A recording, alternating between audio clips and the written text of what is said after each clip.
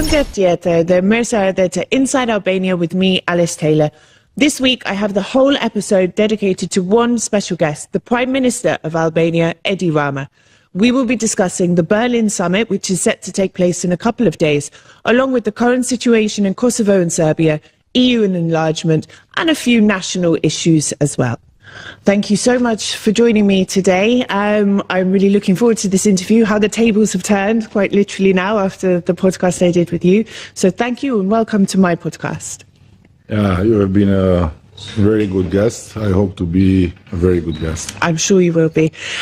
So I want to start with the Berlin summit, because this is the big news at the moment. Now, it's just a couple of days away, and it's taking place in a context where we have the situation in Kosovo and Serbia.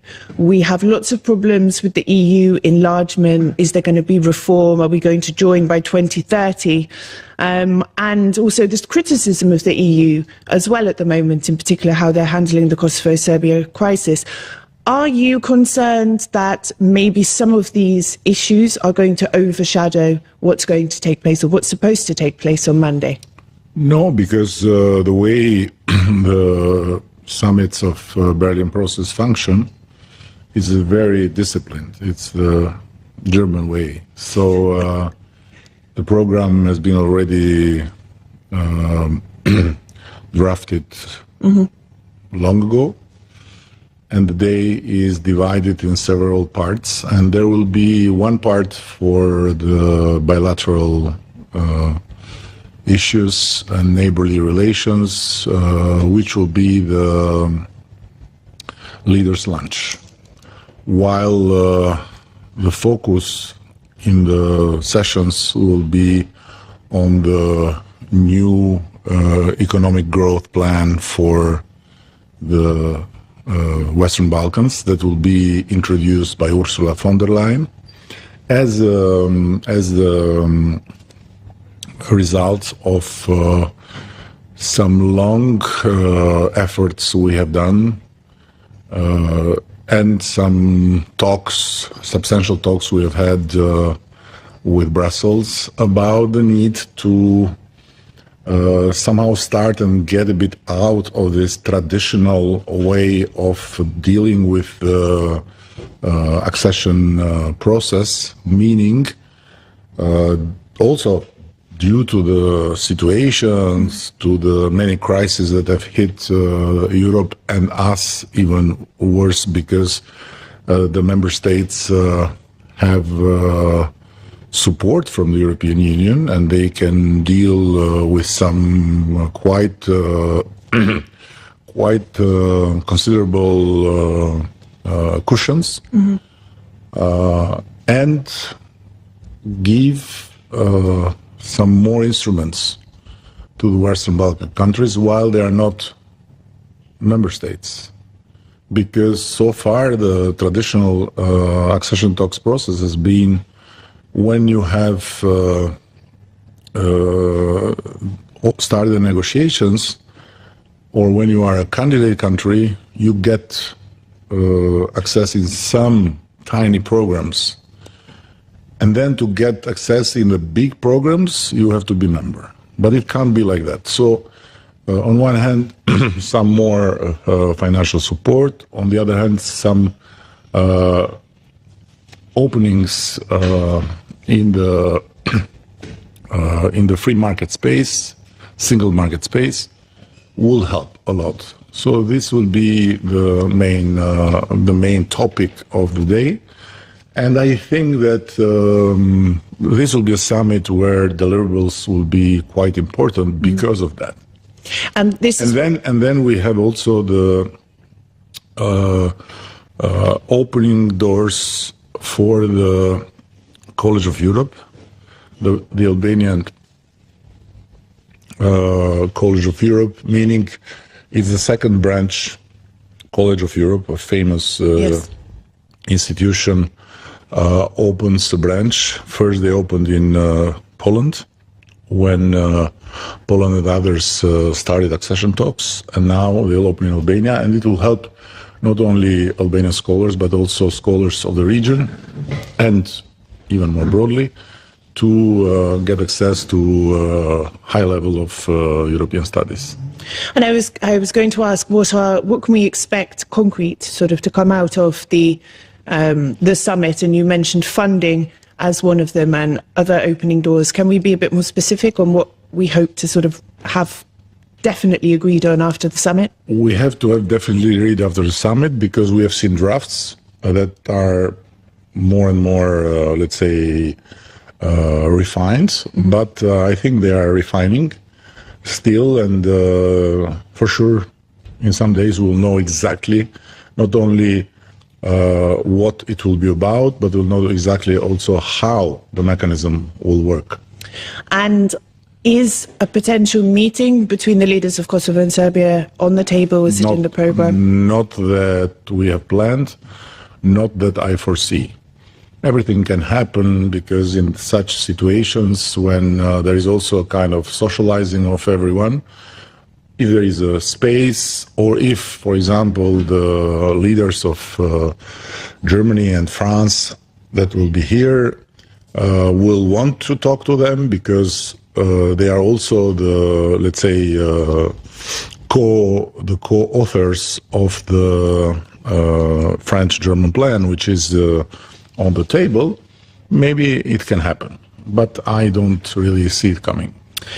And what about with Greece? Obviously, the situation with Frodi Beleri is continuing to cause a bit of strain with Athens. They've talked about vetoing this, vetoing that. Do you think that there might be a chance to clear the air at this summit, or is it going to be another chapter of this Greek tragedy? I believe I've done my part in terms of explaining this.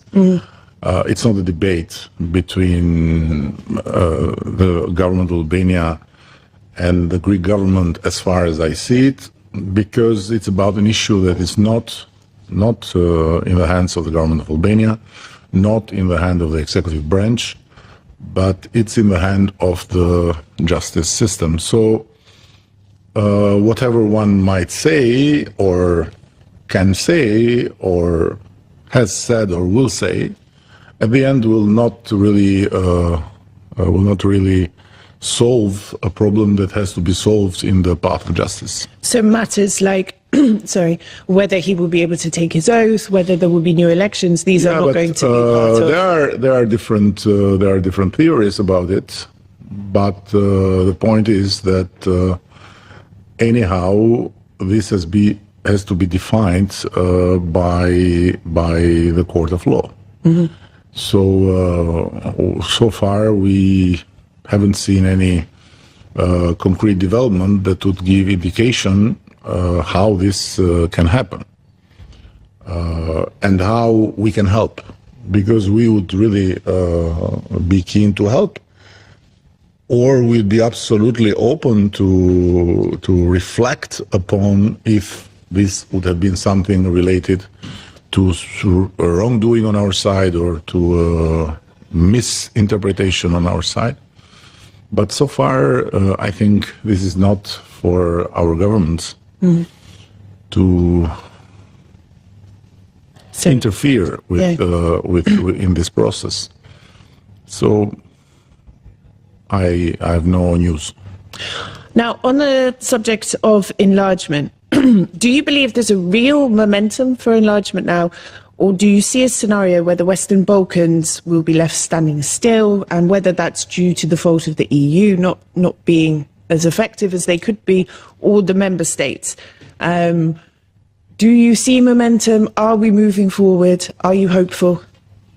Listen, first of all, I've always said before starting negotiations, and I didn't change nor my mind and either my narrative after starting the negotiations, that for us the negotiations are the most important step. And I even said that as things stay are, and the state of affairs is, we are not today a country that is ready to be an EU member by all parameters, as no one in the Western Balkans is ready to be member of European Union by all parameters. So for us, the most important is to start accession talks, then to be members. Accession talks are very important fundamentally for our country and for the future, because it's an incredible know-how transfer of how you build institutions, how you create mechanisms, how you draft legislation that is fully in accordance to the large architecture of European Union legislation. And this is not something that you can invent. This is something that you should be taught. And on the other hand, all this brings added value to the country, because stronger the institutions are, stronger the mechanisms are, more modern the state is, better it goes everything for the citizens and for the economy and for the security in general. So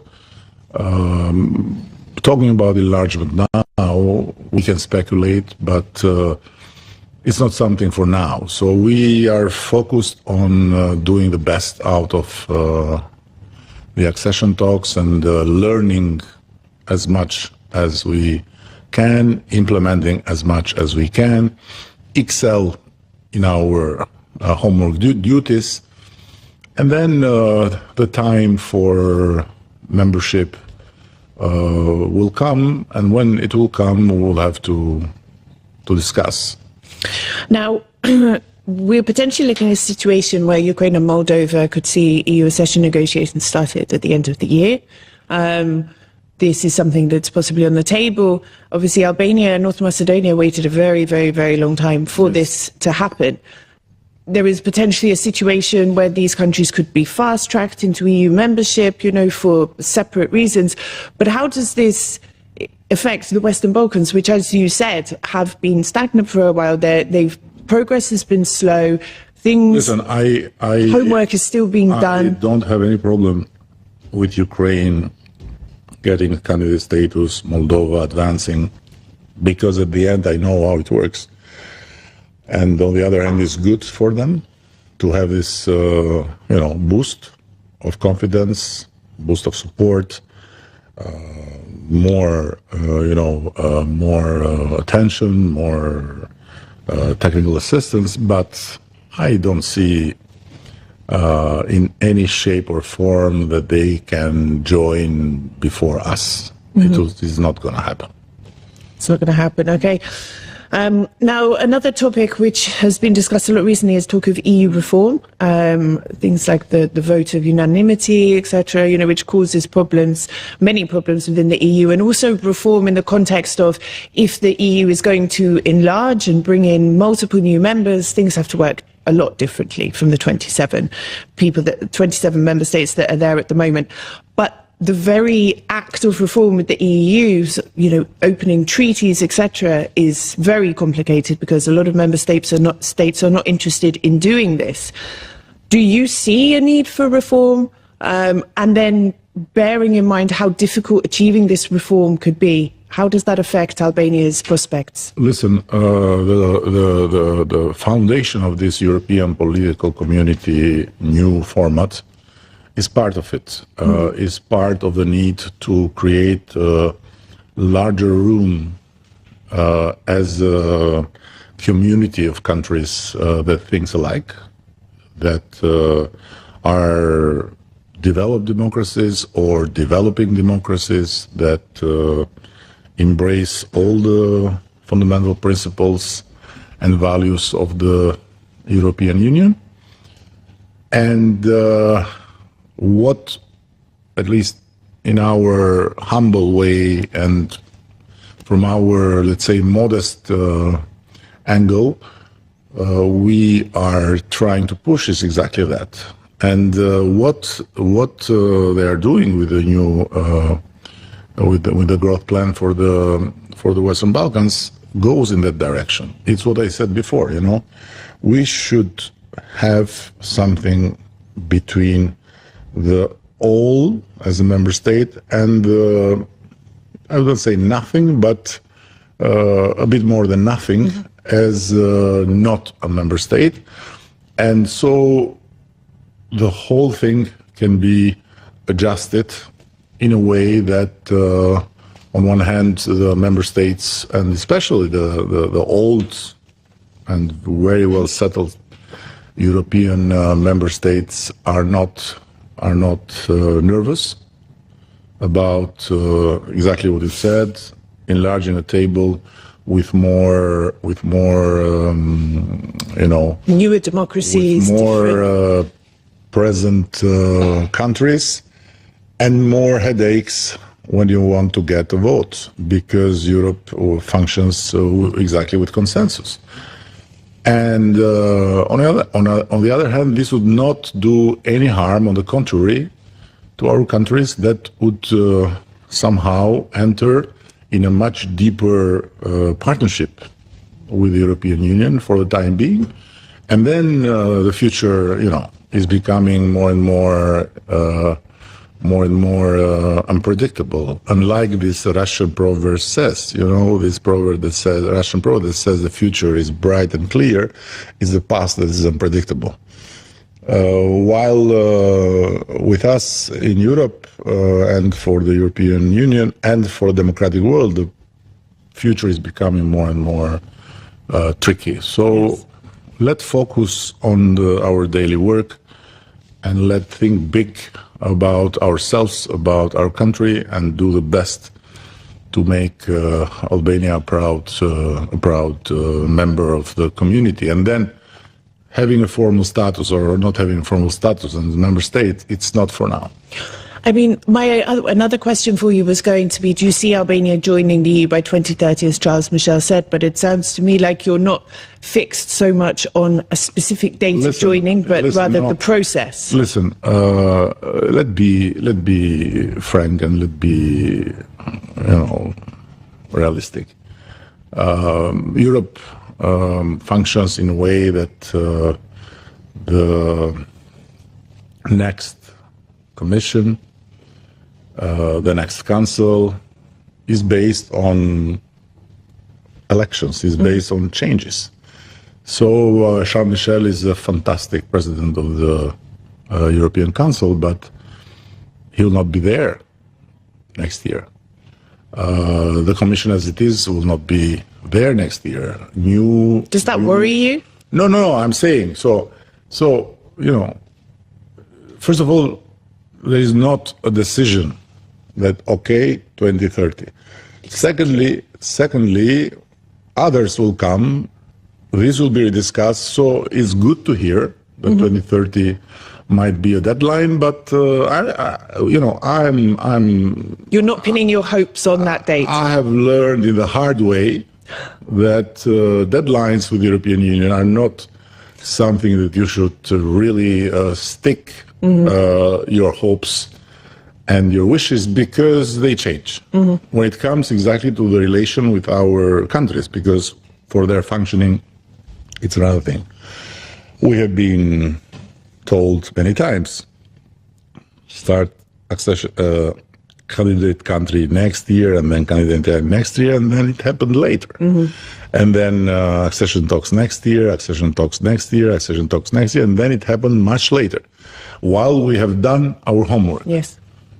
So now that we are in accession talks, I'm not worried anymore, because it's important to do our homework. And if we do well our homework, we are a country that functions like a member state in terms of the standards here, in terms of how people relate with the state, how state relate with people, how society works, how institutions deliver, and how economy develops.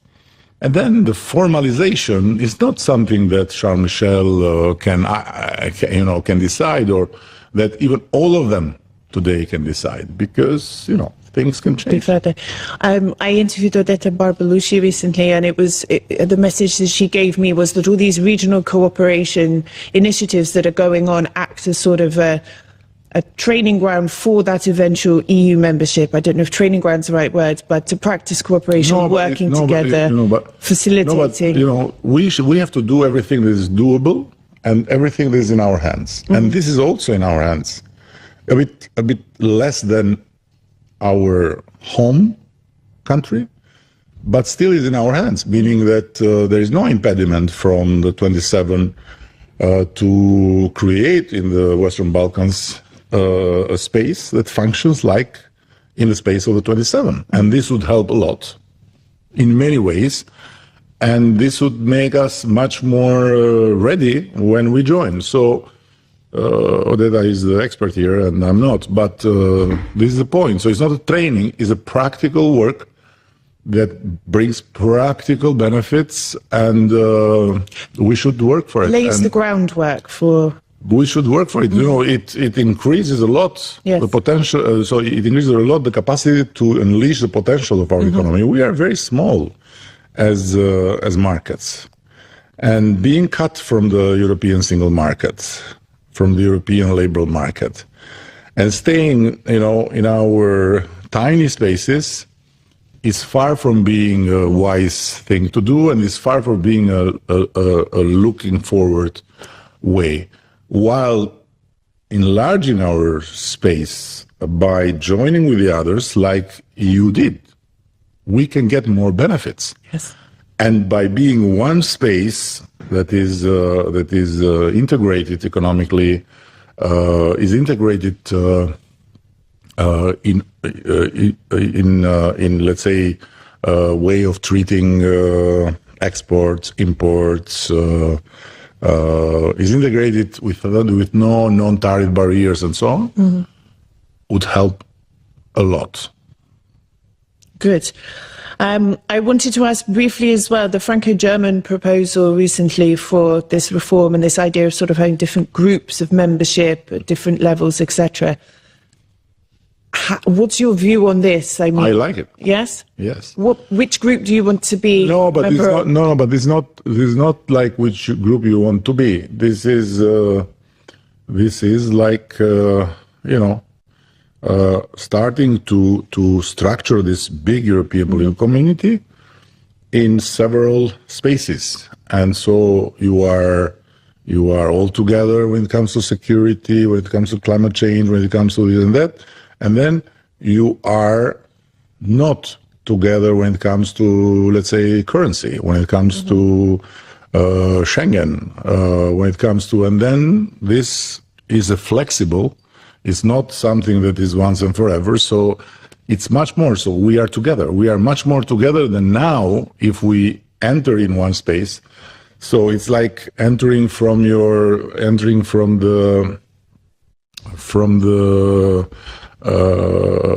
courtyard to the living room. And of course, they might have larger, private rooms, they might have larger offices, but we are under the same roof all the way and not separated.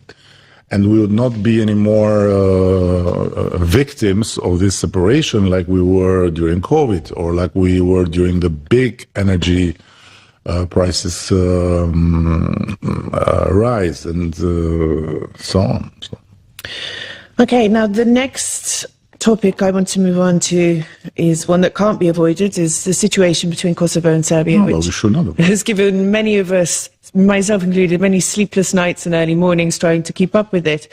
I interviewed, as I mentioned before we started, the Foreign Minister of Kosovo a couple of weeks ago, and I asked her about your suggestion of sort of elevating the dialogue to more of a conference sort of level. And her reaction was, this is a dangerous idea. She was not a fan of it. And I mean, similarly, Kurti before has said, your suggestion for the Association of Serbian Municipalities was not looked on very favorably. But you're trying to offer solutions or ideas. How do you deal with this sort of quite public rebuff? Listen, I'm not really trying to be the smart here. I'm sure that many others, them included, can be smarter. And of course they are. But in the same time, I have a problem with fooling the people and myself. So we can't fool ourselves. What we have done so far as Albanian community, let's say, being in Albania, being in Kosovo, being in North Macedonia big time, being in Montenegro, has taught us very clearly that we have achieved what we have achieved by being very clear on which side we are, with whom we collaborate very closely, and what is our way to upgrade, the Albanian factor, if I can use this word, being in within national states and also in the whole Western Balkan. And the way is very clear: a way of working and tirelessly for peace, a way of looking towards the future and not being hostage of the past, a way of not lecturing our big friends and allies about how they should see the world, but having a very constructive cooperation with them and sticking with them all the way. This is how we have achieved it so far. And we have never attacked anyone. We have never provoked any war in our history. And we have never won when until we, because of many reasons, got to be with the strongest and the best. So what is here to be somehow puzzled or to, and the most important is Serbia has lost the war. So has won the war. And history shows that who has lost the war is not interested in peace as much as who has won the war.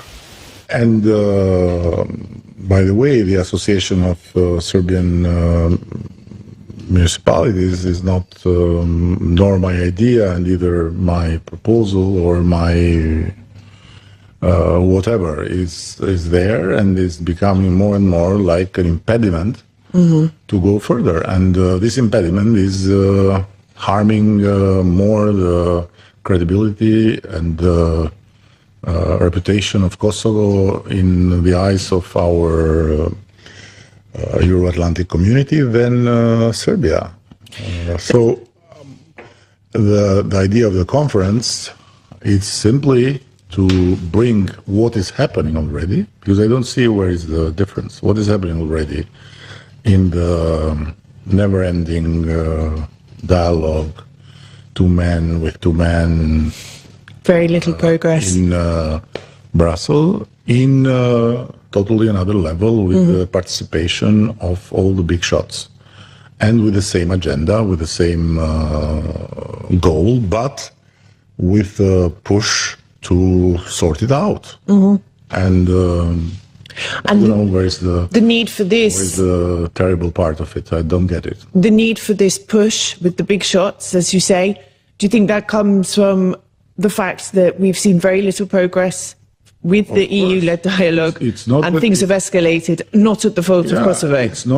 It's not that we have seen a little progress. It's that, as you said, it's in the meantime, things are not getting better. In the north of Kosovo, things are getting more tense, more dangerous. And this doesn't help. Maybe Serbia can be interested to see things getting nowhere and to keep kind of let's say frozen conflict where there are things happening and so on. But Kosovo side should be the most uninterested party in this, for that. So the North Calm on the table. The French-German plan is the best deal that could happen for Kosovo, because it's a de facto recognition, it's a live and let live thing, and opens the way for recognitions from the others. Why you don't push for it? Mm-hmm. Why you don't insist for it? Why you are not the one that screams to everyone, let's do it, let's do it, let's do it? And what is the point of entering in all this? I don't get it. Maybe, again, I'm not as smart as them. You mentioned the phrase frozen conflict. Do you think Serbia really have an interest in progressing? Because look at the recent agreements. Serbia won't sign. And Vučić goes to Brussels and he says, you know, we want to move forward, and the ultimate goal is mutual recognition. He goes back to Belgrade, says, I will never recognize Kosovo. And what happened in the same time, all this time? Who won and lost points in the bigger room? Kosovo. Why? They were stubborn. This is what I'm saying. So, but should they be stubborn as the victim? Listen, in politics, and in sorting out something that is in your interests, is never a good idea to start by digging in the mind of the other. Mm-hmm. Is he really interested? Is he really wanting this? Is he maybe not? Mm-hmm. Maybe not. And if we would take away the big powers that are around the table and that are with us, and would imagine this dialogue and this effort for peace happening only between Serbia and Kosovo, maybe Serbia not only would not have sat in the table, but would have gone for something crazy, maybe. But the reality is that we have this strong support to get in a major step away from where we are towards the final recognition. And we are the ones that play around it. Why? Mm-hmm. What's the point? But it's like the Association of Serb Municipalities. So the question is not, are they really interested? The question is, are we really interested or are we not?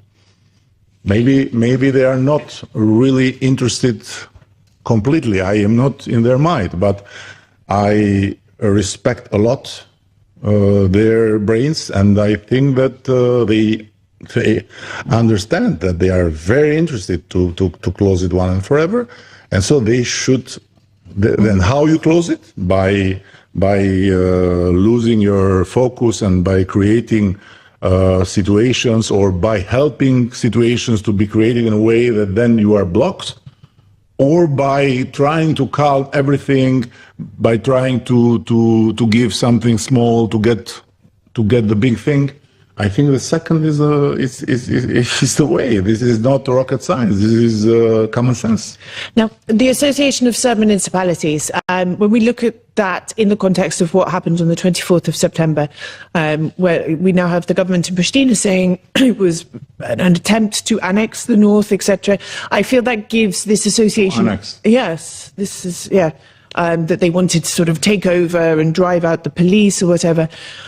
Does this not give this association a slightly more sinister context now? Again. Do you think Belgrade really cares about the interests of Serbs in Kosovo, or this is something different? Again, Serbia has lost a war, and Serbia has no room for imagining a military revenge, a military retake, whatever. This is gone once and forever. Kosovo has been recognized by a community of countries that would never let it go back. Never. Whatever happens. So this is point one. Point two is the association, if it's created within the constitutional frame of the Republic of Kosovo and is the result of an agreement based on that, it will not be a space for people coming with weapons and saying, I'm the member of the association. It will be a space for The people. the communes to have some self-management, to have some support also from Belgrade. Why not? Why not? We have communes in the south, east, and south that are Greek minority communes, and we'd be more than happy if Greece would support them even financially. Why not? Yes. So, it's very important to see the future and to do everything to bring the future near, than to push the future by always thinking the past, the past, the past. The past is the past, and as one of the greatest guys I've not met personally, but I've listened very carefully, Desmond Tutu, he says, if you want peace, you have not to talk with your friends, you have to talk your enemy. And with your enemy. And there are, people that have gone through it, they have left for us fantastic, clear, simple lessons. Abraham Lincoln says, if you want to destroy the enemy, make peace. And then you have a partner.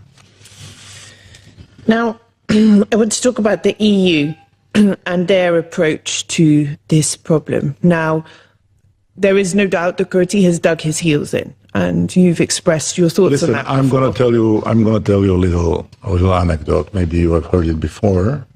When Bill Clinton came, we were having a dinner, and we were talking about Kosovo, and he's the liberator in chief of Kosovo, right? Very, very, very connected with Kosovo. And suddenly he says to me, Prime Minister, tell my Kosovo friends what I'm going to tell you. A few weeks before leaving the White House, I had on the table, at the Oval Office, the best agreement of peace between Israel and Palestine. Israelis said, we agree, we'll sign. Yasser Arafat said, I agree, I'll sign. And so he said, I was Happy. happy, and I asked my people to write down all the orders I had to give for organizing the big event that was a ceremony that was in wait for decades. And then the day after, Yasser Arafat calls me and says, Mr. President, nobody has done as much as you for Palestine, and this is the best agreement possible, but I can't sign it. And Clinton said to him, what are you talking about? Are you aware that this golden opportunity may not come for who knows how many times again on your table? He said, I know, but I won't sign. And look, and when we met, it was not today. Mm-hmm. Look today. Yes. Look what a tragedy, with what horrific proportions has been unfolding in years because of the lack of courage and bravery of a leader to give an end to it. Mm-hmm. digging their heels in. And these are the consequences. So I'm not saying that it will go like this, God forbid, but I'm saying that, you know, the way the big powers deal with situations and the way history has taught us about this is very important to be very careful what we ask for and what we refuse, because this plan, I could understand Serbia being very, sabotaging, and which will come out if Kosovo comes to actually signing something. If Kosovo will be full in. But why to give to Serbia this never-ending alibi? Oh, they don't want this. Oh, they don't want that. Oh. No. This is.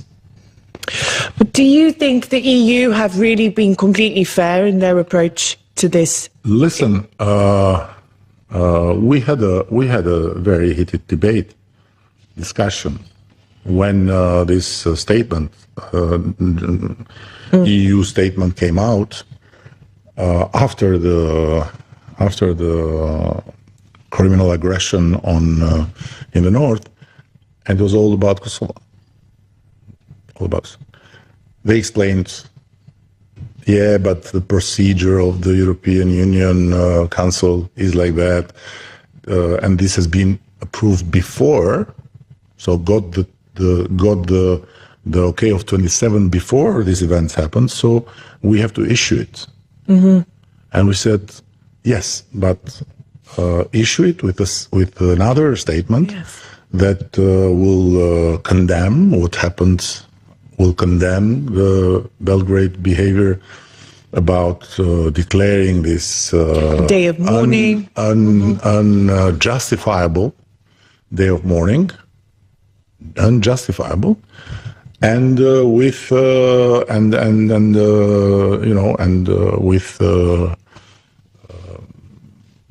measures, concrete measures, not just condemning word, also towards Serbia. They said it can't be done because of timing, it needs a lot of time to get the declaration, so we can start now. But it's okay, we are not going to align. And for the first time in 10 years, we didn't align with a new statement. So I would not say that EU has been unfair. I would say that unfortunately, Kosovo side has given them a lot of reasons to be more harsh in their stance, while Serbia has played much more, let's say,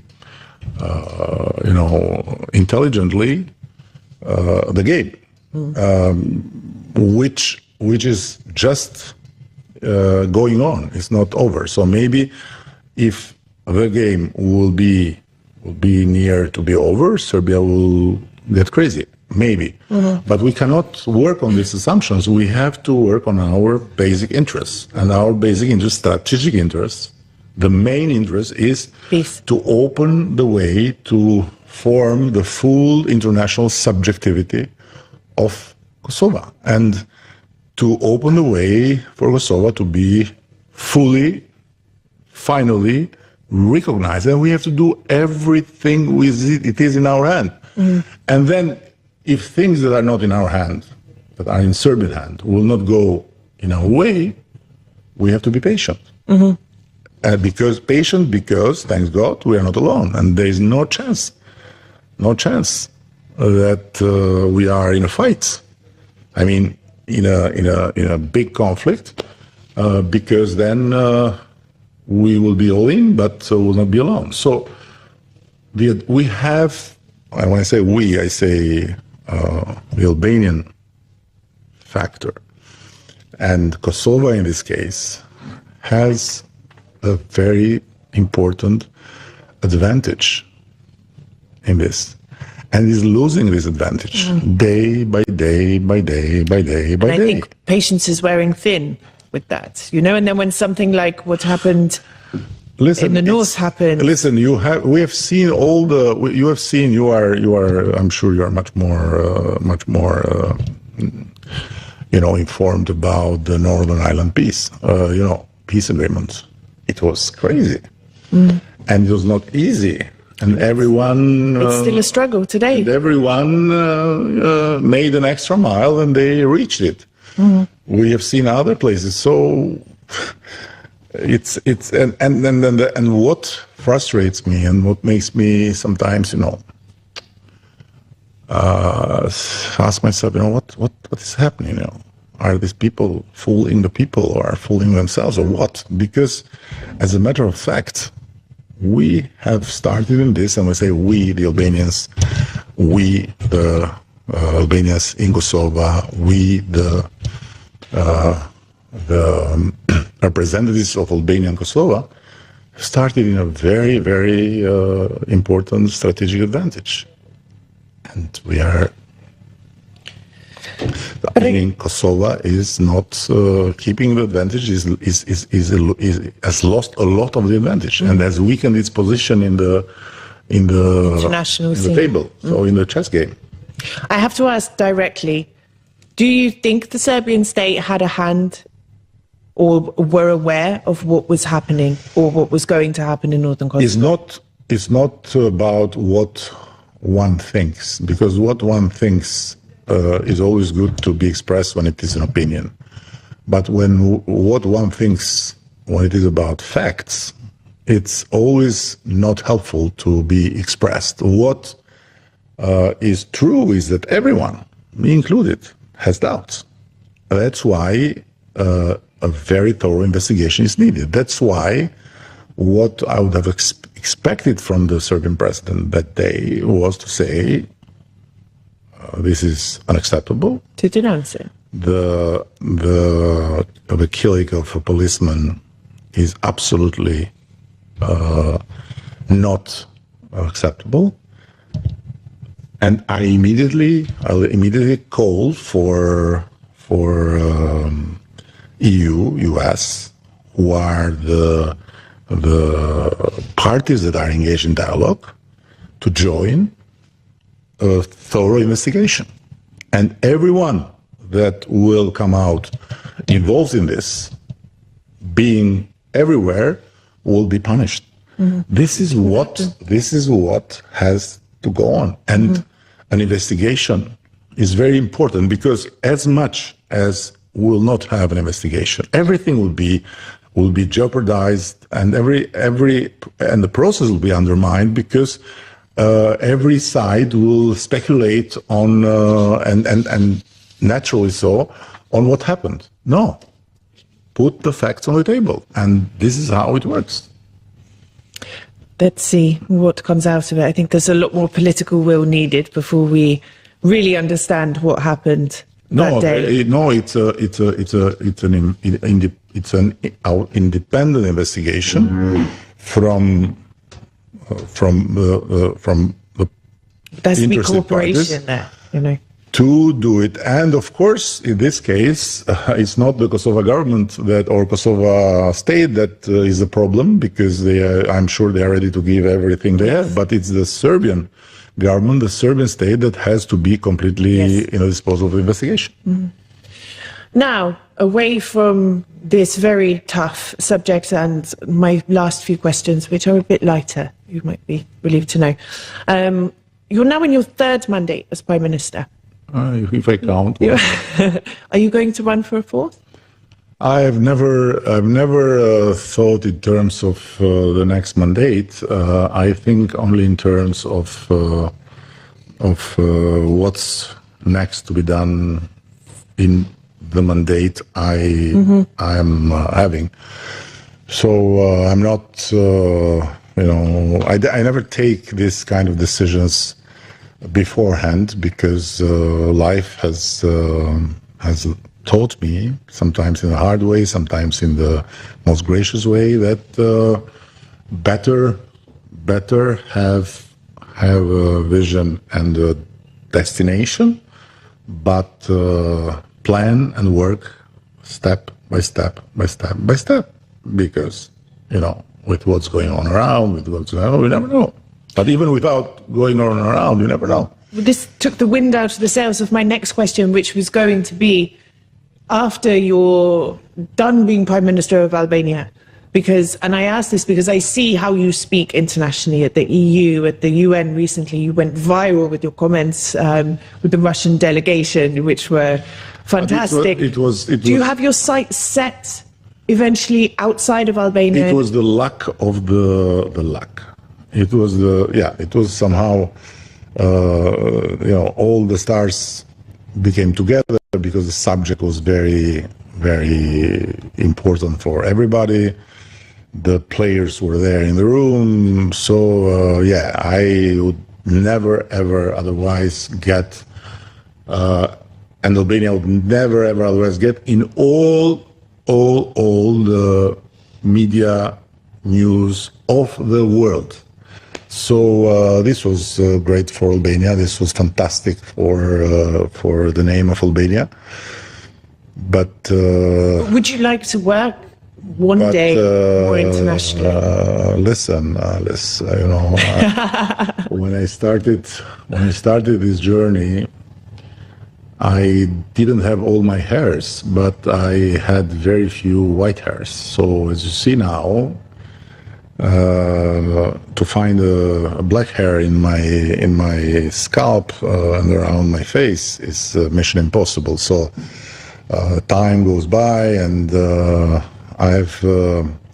and every day I enter in a bigger debt with my family, with my kids, with my friends, with my many things, and there is life also beyond politics. So no, again. But never say never. Never say never, because again, life is what happens when you are making out plans. But in this, I can say, unlike the previous question, I can say no. Once this duty is over, I want to be the third version of Eddie Rama. So once I was a sportsman and artist, then the third version would be something completely else. I have some ideas, but will not be daily politics. Will not be anything like that. Will be something completely else. And I think it's time to. It will be. I hope. I wish I'll have the time to do something that again will involve people, but completely out of this game. Next, congratulations on Albania's election to the United Nations Human Rights Council. It's amazing, no? It is. It's brilliant. It's the third big thing we are getting in the international stage, and it's fantastic. And we got quite reported number of votes, and we were elected together with Bulgaria, who was on it since 2 years, working and lobbying and so on, and we let Russia behind. So it was a double satisfaction. So congratulations on that. Now, I did promise these would be easier questions, but I do want to talk very briefly about the Hamas-Israel situation. Obviously, Albania has been very vocal in its support for Israel. But have you spoken with the Palestinian ambassador here? And have there been any exchanges of words about what's going on, No idea. there? Will there be? I don't know. She's a very, very nice woman. And I have a great respect for her, but she didn't ask to meet me, and if she would ask, I would see her with pleasure. But otherwise, for sure, I stand fully with Israel, because now it's too long to explain, but basically,